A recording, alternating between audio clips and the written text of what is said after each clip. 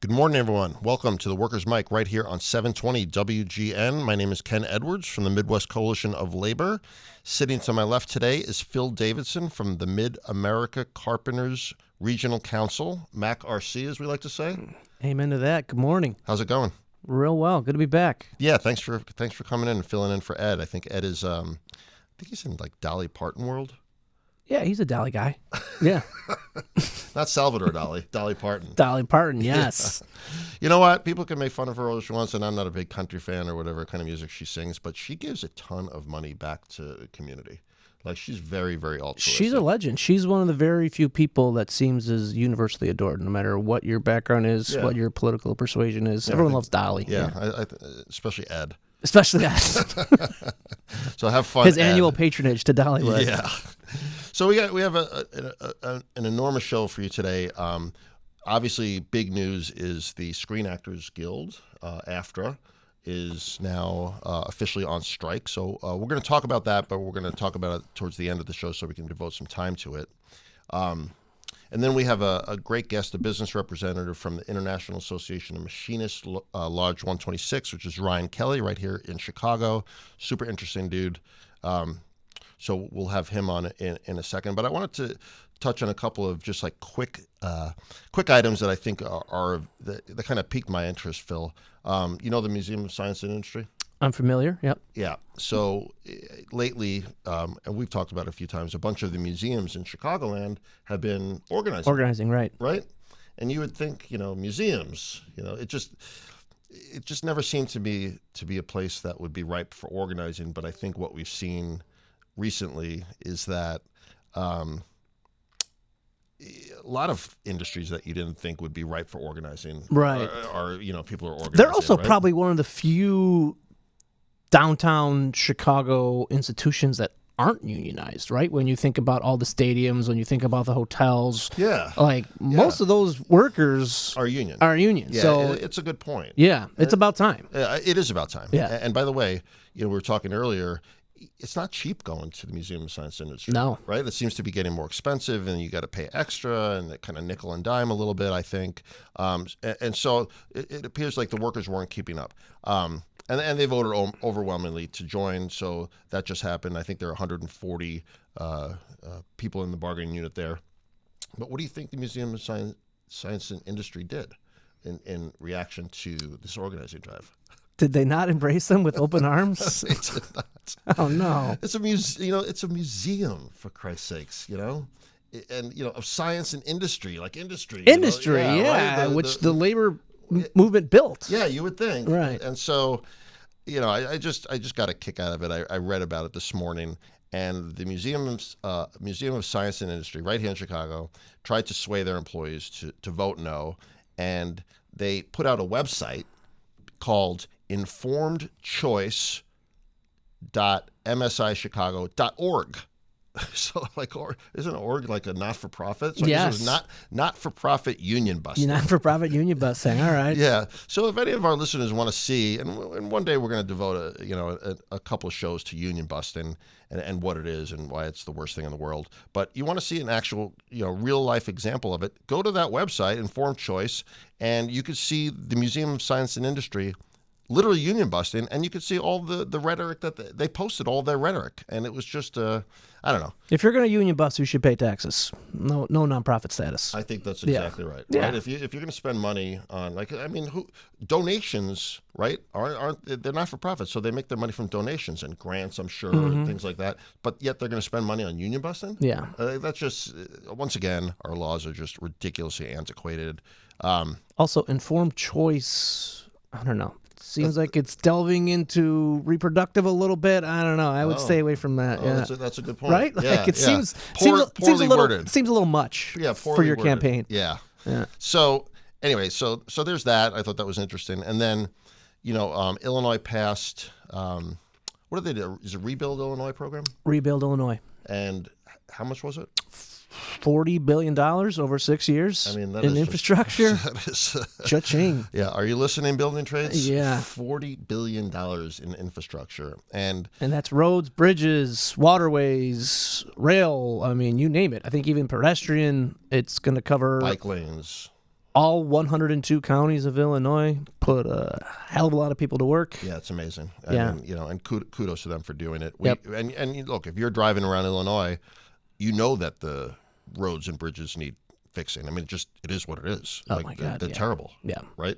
So it's fantastic that they do it. And then, of course, we have on the national level, we have the Biden's bipartisan infrastructure bill. But here's a wrinkle. I thought you might find interesting, Phil. There's a I don't know what, a congressman, I think a House rep out of Kentucky named Thomas Massey, and I think he's a big Freedom Caucus guy. You think so? Yeah. Is that right? Yeah. Shocking. Yeah. So he's trying to convince, I don't know, whatever his agenda is, something to do with the debt ceiling.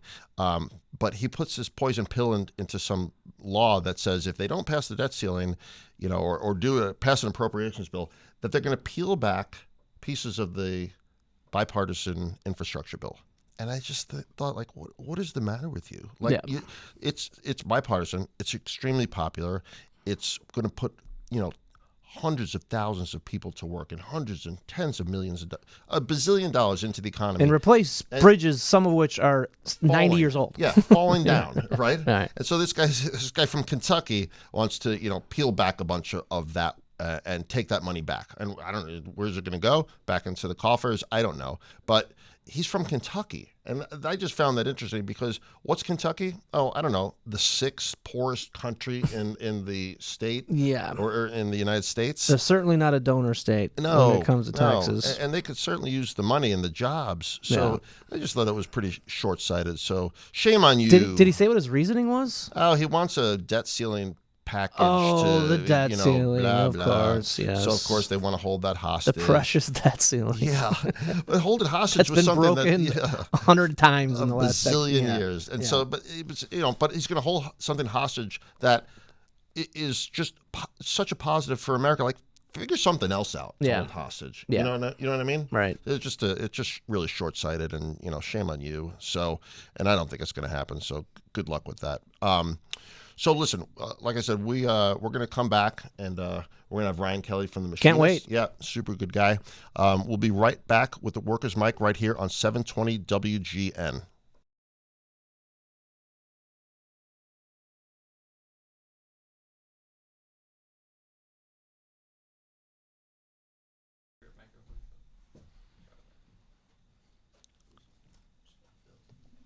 Oh, me? Sorry. You were so... and then just sit how you're...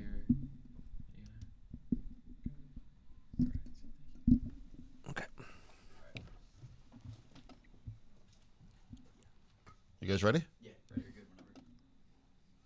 Welcome back, everyone, to the Workers' Mic right here on 720 WGN. I'm Ken. Sitting next to me is Phil, and we are happy to have today with us Mr. Ryan Kelly from the International Association of Machinists, Lodge 126. Ryan, welcome.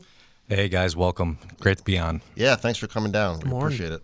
So tell us a little bit about yourself. You are business representative? Yeah, I'm a business representative of our District 8 here in Illinois. Okay.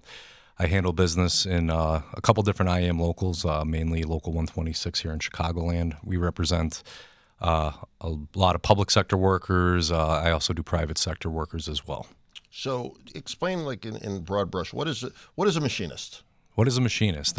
We're pretty diverse as a union. I mean, we have a lot of different types of employees. So we have people that work in the building trades.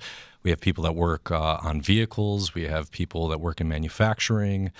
There's a lot of covered industries. There's even attorneys in Will County that are represented by the Machinist Union. No way. And you guys were just talking about museum workers. Yeah. Recently, it's under construction, the National Museum of Public Housing. Those folks elected to have machinist representation, so I'm representing that group where's as well. that?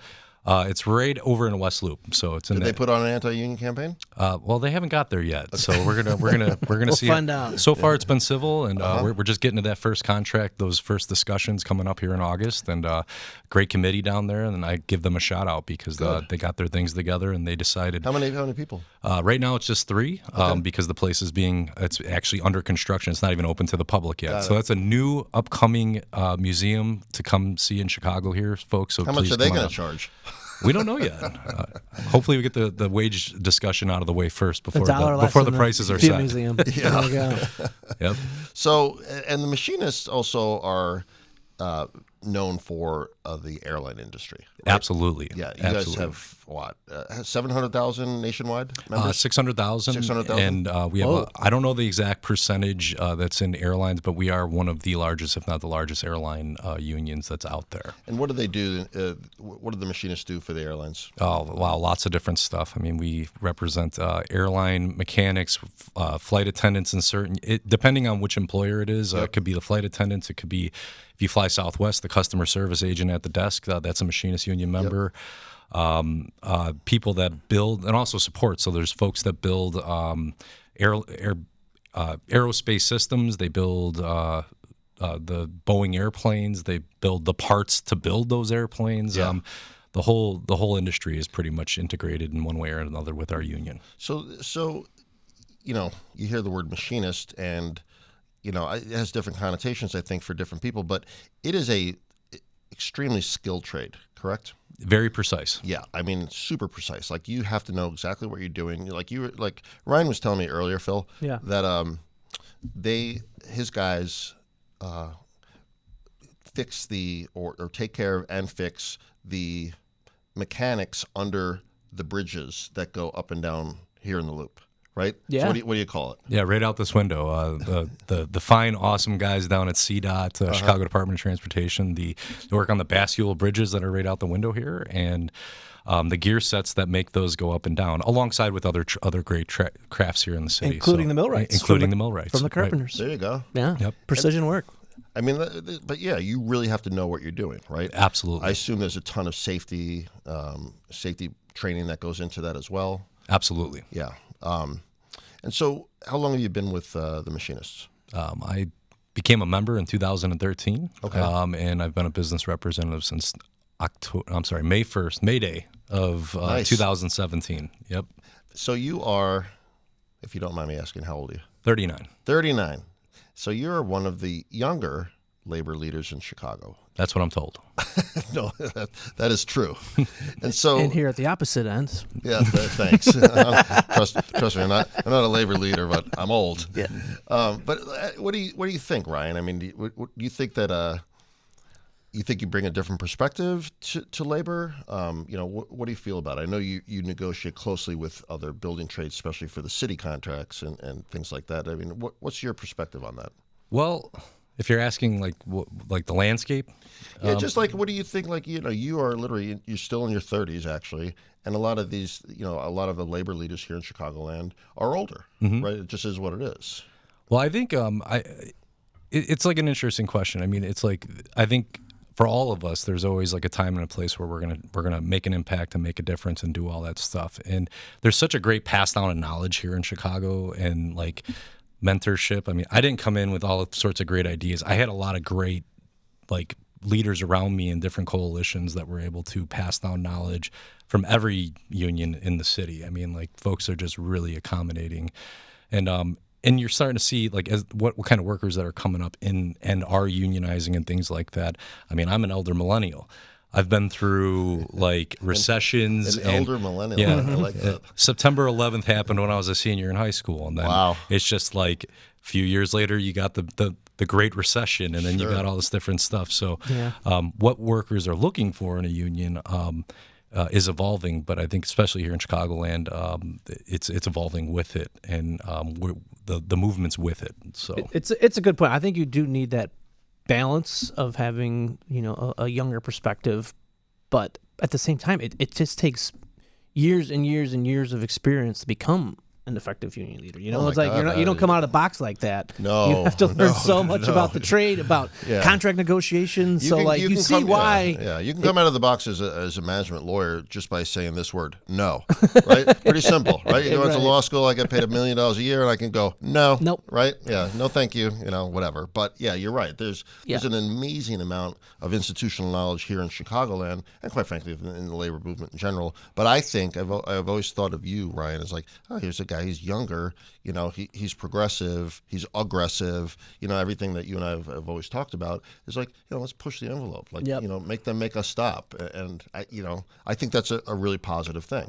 It's really, I mean, anything's possible. And to your point, there's absolutely there's folks, there's no degree or school you can go to on organizing people and improving people's lives. It's really, you just got to get in there and just start doing it. And the cool thing about the labor movement is everybody can have a piece of that.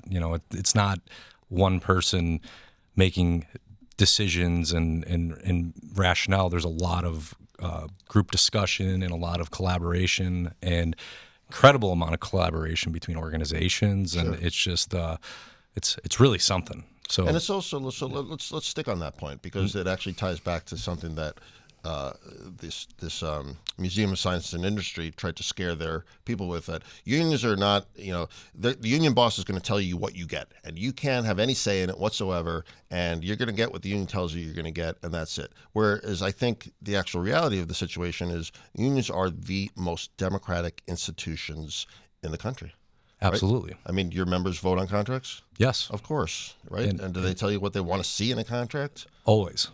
And you work for them, not vice versa. Mm-hmm. That's correct. Right? And it's one of those things where, we have to gather intel and take, rough ideas and really refine them into something that can ultimately be passed across the table in an official proceeding to a company attorney or their representatives, or however they're structured, their committees are structured. And in EJP, educate, justify, and persuade on why these workers need these things, and then keep hammering it home. And then also have your own bottom line. It's the best thing about being in a labor union, if you're in one and if you've made the choice to activate your rights under the National Labor Relations Act, is you've now given yourself a seat at the table, so you can even engage in that discussion. Otherwise, you're not in that discussion. Right. So when the employers talk about, autonomy, and we don't want a outside third party, and I was called, I've been called an interloper before, so I had to look that up. I'm still not amongst other things. Yeah, well, yeah, for sure. But I mean, it's always funny that we don't need an outside third party to deal directly with our employees. We'll deal with them directly, and dealing with them directly is like, we're going to cut your hours and lower your pay and take away your health insurance and your pension. Yeah, that's dealing directly Ta-da! with them. Yeah, congratulations. Yeah. So you make a good point, which is you come to the table, you even up the playing field. Right? Absolutely. And that's the name of the game. Have a say at work.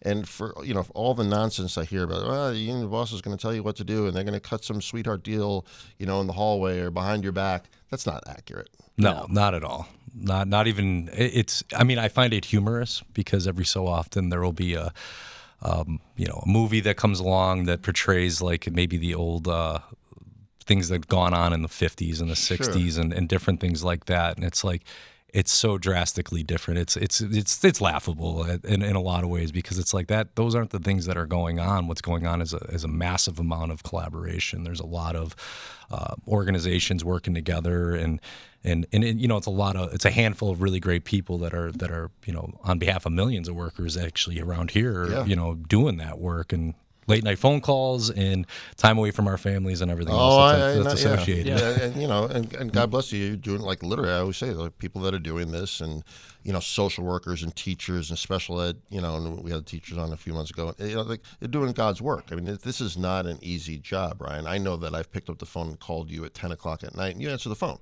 Yep. I've called you 6 o'clock in the morning. You answer the phone. Always. Right? Like, you literally, you have to. Yeah. Right. Yep. It's not a job. It's not a 9-to-5 job. And most people that are doing this stuff for a meaningful amount of time, subconsciously, they want to do that. Of course. They want to answer that phone call. Yeah, they believe in it. And I'll always answer your phone call.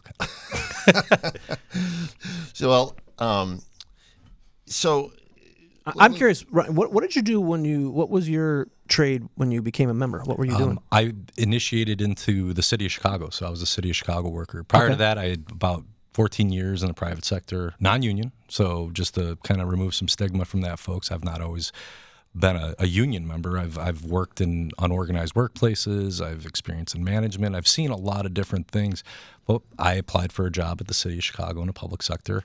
Found out there was a contract. I'm going to be represented, and I'm like, okay. Got a copy of the contract from the website because it's publicly posted, and checked it out. I'm like, wow, as an elder millennial that had been through canceled vacations and, oh, sorry, no raise this year and all this different stuff, I'm like, it's all right here. This looks pretty good. This is pretty good. This is, and now, mind you, that's a very mature contract. That's about 100+ pages. So there's a lot to read there. And but like you just said, though, I mean, you can pick up a union contract. You can flip to the back page. You can look at the wages and go, this is what I'm making this year. I'm going to make the following year, the following year, the following year, and you can then set your budget and buy a house. Money and in get the a bank, car, right? Absolutely. There's stability in that. Absolutely, tons of stability, right? And so work-life balance included. Having contractual. Yeah, that's one of the most, I think, everyone wants to talk about, I think, often wages, but a big discussion nowadays is, your paid time off, your work-life balance, and things like that. Those are driving forces, especially for younger workers as they're coming up, is, they've got things they want to go do, and they may not be things that fit into the normal, what older generations want to do, but they're things that they want to do, and they want time to go do those things. Right. And so having time off and a work-life balance, I mean, we've talked about a 40-hour work week in this country for a long time, and this conversation starting about 37-hour work weeks and all sorts of stuff across the board. It's exciting times. I'm down with that. Yeah, right.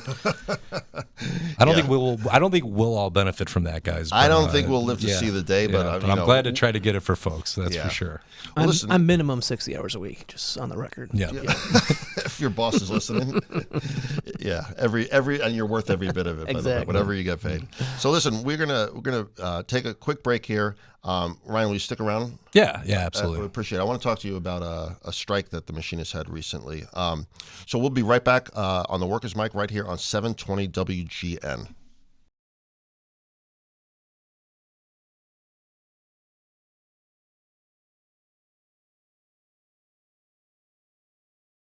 Okay, welcome back, everyone, to the Workers' Mic right here on 720 WGN. I'm Ken. Sitting next to me is Phil. We're still here with Ryan Kelly. Ryan, thanks for sticking around. No problem, buddy. Yeah. By the way, I understand you have some musical talent. I've been known to play guitar here. There we go. All right, let me just ask you really quick. Slayer or Pantera? Ooh, that's rough, man. I know. That's a tough one. Given that I like more rock and blues oriented riffs, it would probably say, if I'm looking at guitar centric things, Pantera. I knew you were going to say Pantera. For sure. Yeah. Okay. I'm Slayer, just for the record. Okay. Yeah. Ryan is actually, but I've seen his videos. Ryan's an actual guitar player, unlike myself. Yeah. Like I just banged it and played fast and loud. Ryan can actually play. But you were a vocalist too. No. No? No, God, no.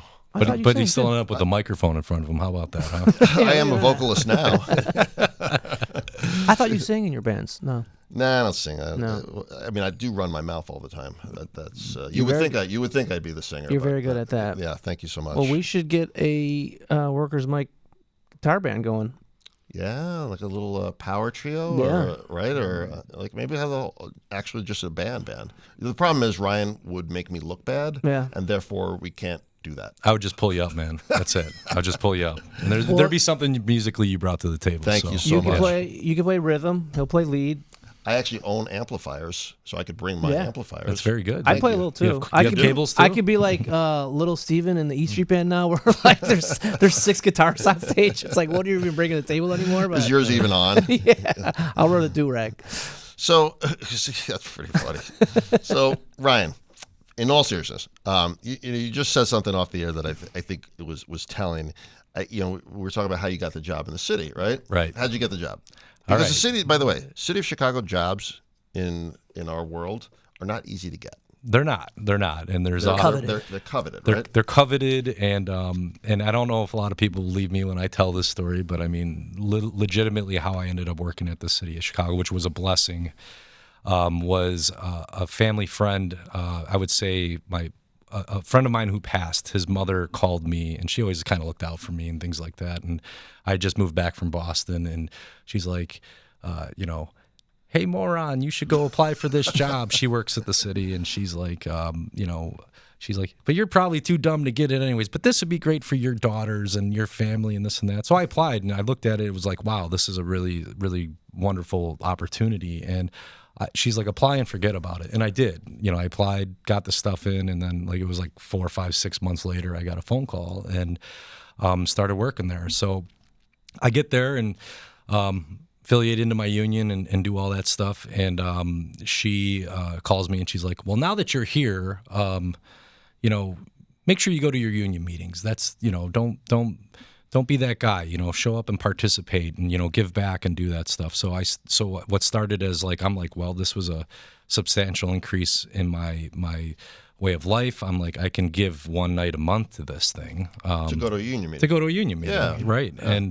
And I started going, and then when you're there, you'll see there's there's always need for volunteers and things like that. So then, the one night turned into maybe one night plus a Saturday afternoon into, more things. And then, like I said, here I am today sitting with you gentlemen. So that's exactly how it went. And, at that time, I think this is relevant, growing up in the city, you're right. City job, it's always coveted, and the opportunity to serve the public was something I always identified with as something noble.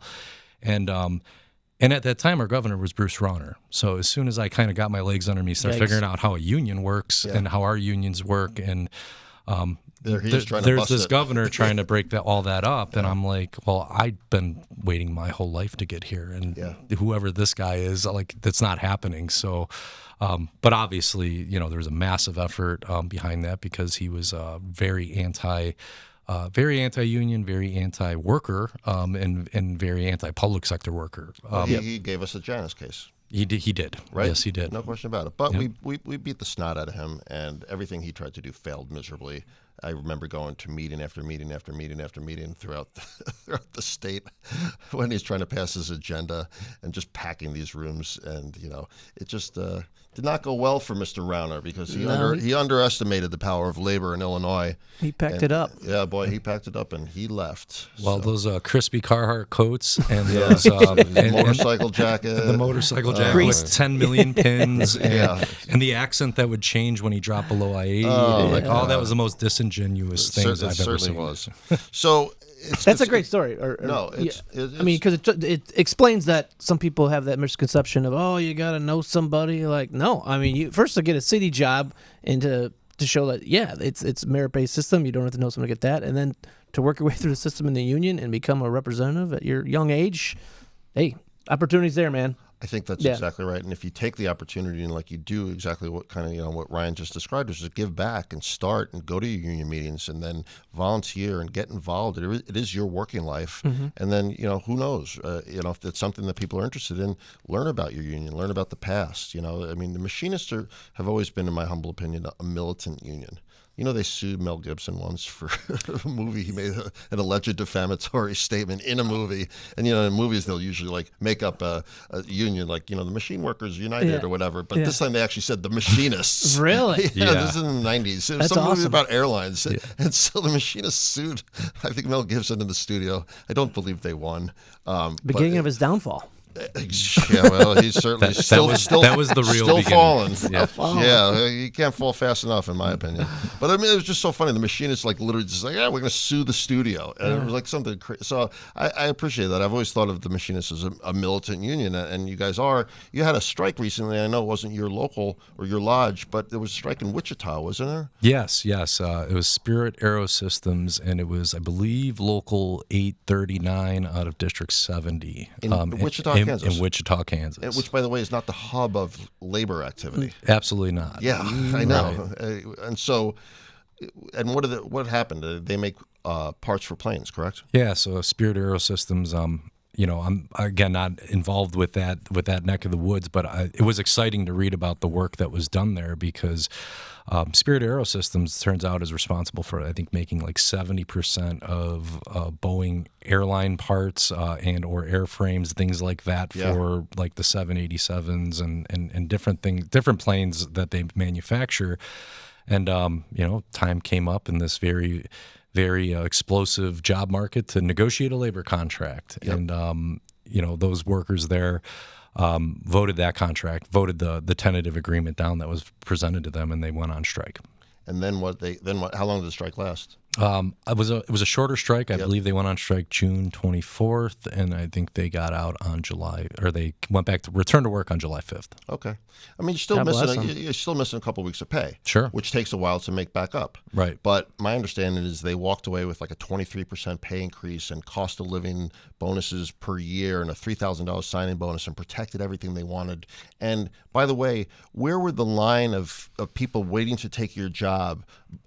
Spirit Aerosystems, like where were they? Exactly. Where are all the immigrants that are trying to take your job? Why don't you bring in some kids from Iowa, for Christ's sakes? You know what I mean? Yeah. Like so that in the skilled trade or something like that, you don't just walk in and replace people, right? Jumbo Not jet anymore. scabs, right? Yeah, not anymore. That's exactly right. So they showed their strength and absolutely, and maybe in a place like Kansas, folks, that it might not be the most popular thing in your own community I think that's to right. go on strike. Yeah. So that adds to like how serious that is, because it's not easy to do. The sentiment there may not be very supportive. But these people took that into consideration and still made the choice to say this isn't enough. Yeah. I think they were through contract through the part of or most of the pandemic. Right. And so now this was their chance. Like a lot of people right now, a lot of contracts were negotiating. This is their first chance to negotiate their working conditions over everything that went on the last 4 or 5, 3 years. Sure. And things need to be done. Yeah.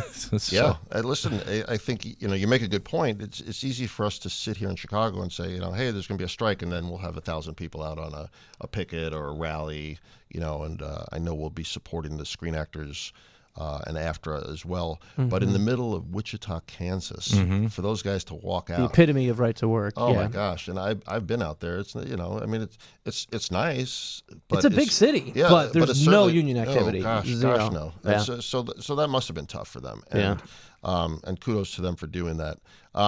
We have to take a break. Ryan, you want to stick around for the last segment? We're going to talk about we're going to talk about actors and actresses. Well, I think they call them actors now. Everybody's called an actor. Everyone's yeah, an actor. Okay. Yes. Yeah, my bad. So we're going to come back. We're going to talk about the Screen Actors Guild strike. And Ryan's going to stick around with us. We'll be right back with the Workers' Mic right here on 720 WGN.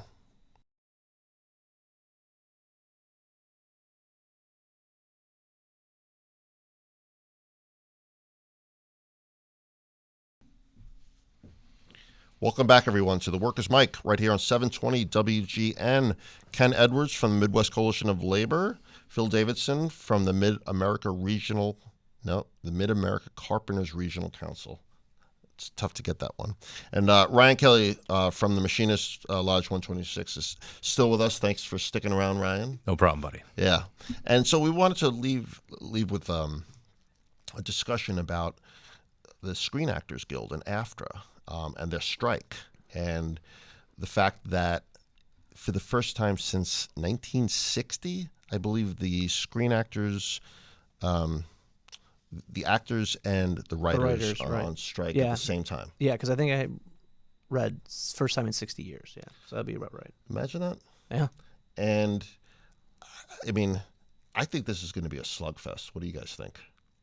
It's going to be interesting. I mean, it's kind of, I think, sort of unprecedented. So, given the current times and the current volatility, and it very well could be very long and nasty. And I don't know enough about the entertainment because industry. the actors rarely go on strike. I mean, there's been writer strikes over the years. We've experienced some of them within the last decade. But for the actors that get involved, it's like, okay, it's getting real. Yeah, and obviously neither side is giving an inch here. Especially if you listen to all the press statements. I mean, it doesn't seem like it. No. And I think it's like where we come from, we go on strike, like you just said, Ryan. Like you go on strike at a plant in Wichita where you have a skilled trade and a set of, you're going to shut that plant down, and it's going to hurt them economically. Whereas it's a little bit more nebulous, I think, in entertainment now, right? You have streaming. It's like, what happened to, you're a musician, like what happened to music with Spotify and streaming? Oh, yeah. Musicians' livelihoods just got decimated. Yeah, it was until streaming really took hold, it was like, I remember back to like 09, 08, 09, 10, where it was just massive, like the bigs, buying up all the smaller labels. Yeah. And massive consolidation. No one knew how to monetize anything, and, Right. and it was pretty insane. And I think, as people become more able to produce their own content and do different things like that, the whole landscape is just changing on that stuff. Absolutely, it is. It's wild.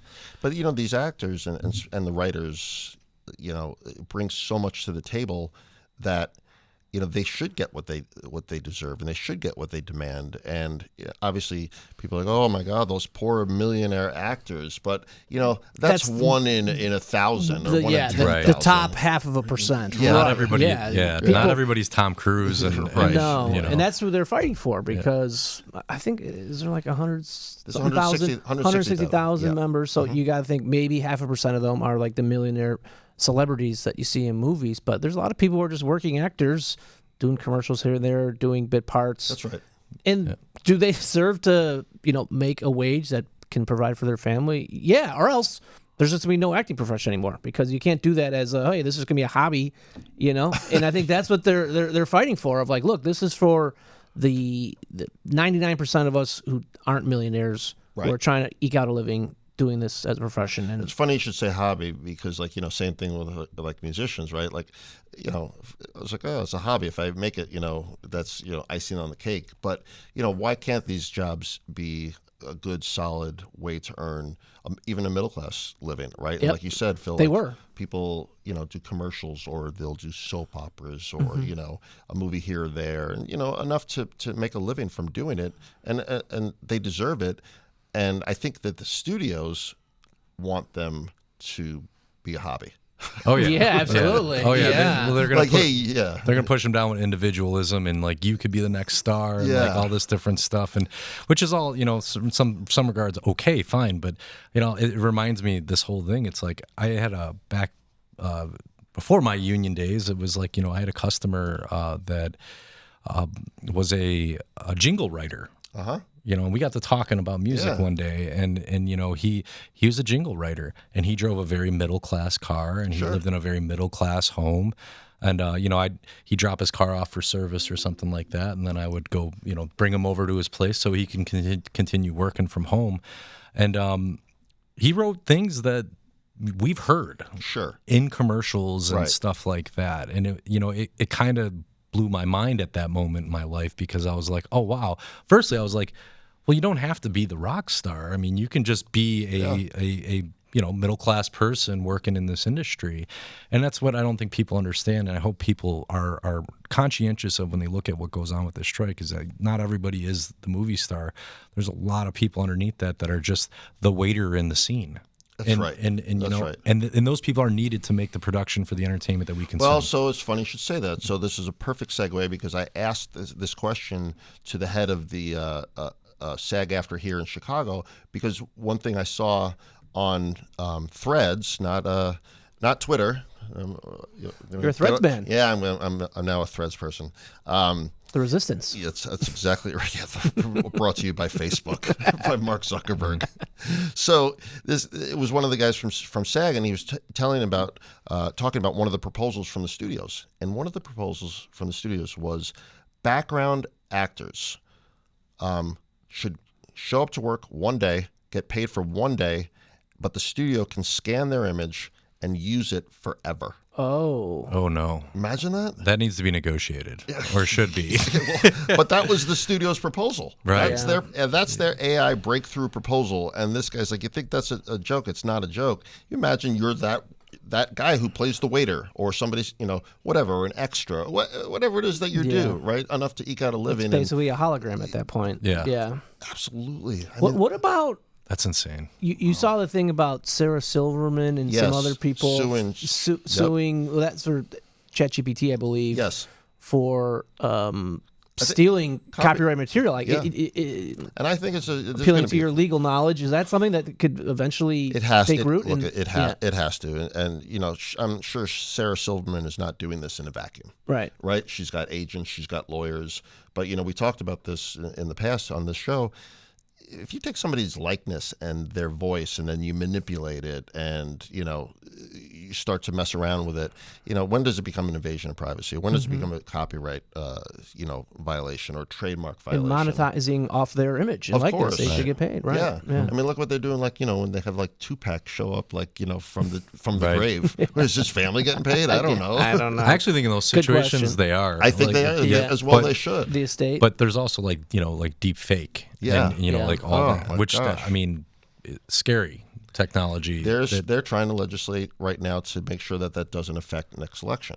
Yeah. So and they should. But back to the actors, I think it's incumbent upon SAG and the Writers Guild as well to get a consistent message out there as to what the strike is really about. Because sometimes it gets like you said, it gets a little nebulous, right? You got to, is it the strike of the millionaires, or it's just like when baseball players go on strike. You know, it's not, and they really need to, I think, make sure that the public understands that message.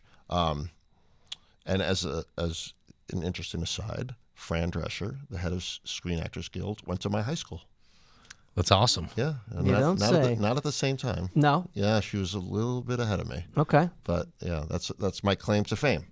I went to the same high school as Fran Drescher. Any the younger nanny. siblings that you knew or anything like Well, that? I don't know. I You guys barely- run the I- same circles? You think I remember high school? Yeah. I think I was whatever. I didn't remember it for that reason. You know what I'm saying? Yeah, Gotcha. absolutely. Gotcha. Absolutely. You understand, Ryan? We'll ask, I we'll ask completely no further understand. questions. Anyway, listen, we wish the Screen Actors Guild, Godspeed and good luck, and we want a successful and quick resolution to this. I think it's going to drag out. Hopefully, we can get some of them on the air to chat with us about That'd be this. cool. Ryan, we really appreciate your coming on, dude. Hey, no problem. Listen, it's yeah. always a pleasure, and it's really great to hook up with you guys, and it's all good. the things we've done in the past and getting together. It's sure. it's great. Yeah, and it's nice to see what Cheers. I would consider some younger folks in the labor movement, taking hold and doing what you guys are doing. So I appreciate it. I know that Chicago Labor does as well. So you've been listening to The Workers' Mic. We will be back next week and right here on 720 WGN.